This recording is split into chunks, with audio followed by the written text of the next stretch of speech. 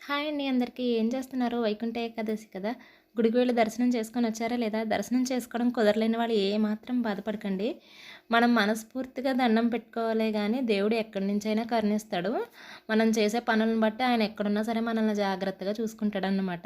నాకైతే వెళ్ళడం కుదిరిందని చెప్పేసి పిల్లలు వెళ్ళిపోయిన తర్వాత గుడికి వెళ్ళొచ్చానండి. వెళ్ళొచ్చిన తర్వాత అమ్మ పంపించినవి ఏమేమి పంపించిందో చూద్దామని ఓపెన్ చేశాను. పాత బెల్లం పంపించింది. అలాగే కొత్త బెల్లం కూడా పంపించిందనమాట. పాత బెల్లం పిల్లలకి చాలా ఇష్టపడుతున్నారనమాట అండి ఈ మధ్యన. ముక్కలు కూడా కొట్టేసి పంపించేసింది. వాటితో పాటు ఈరోజు వైకుంఠ ఏకాదశి కదా, పరమాన్నం వండింది. బాబుకి ఇష్టమని పంపించింది. అలాగే క్యాప్సికమ్ జీడిపప్పు కర్రీ పంపించారనమాట అండి. యాక్చువల్లీ నేను క్యాప్సికమ్ ఇంట్లో వండననమాట, మా వారు తినరనేసి. సో అలా మా వారు తినలేని కూరలు ఏమైనా వండితే ఖచ్చితంగా నా కోసం పంపిస్తుందనమాట మా అమ్మ. ఏమైనా అంటే ఊళ్ళో ఉన్నంతసేపే కదమ్మా పంపిస్తాను, వేరే ఊరు వెళ్ళిపోతే పంపించలేను కదా అనేసి అంటుంది. కానీ రోజు ఇలాగే పంపిస్తుంది. కొంచెం ఇబ్బందిగా ఉంటుందండి రోజు పంపించడం అనేది నాకు.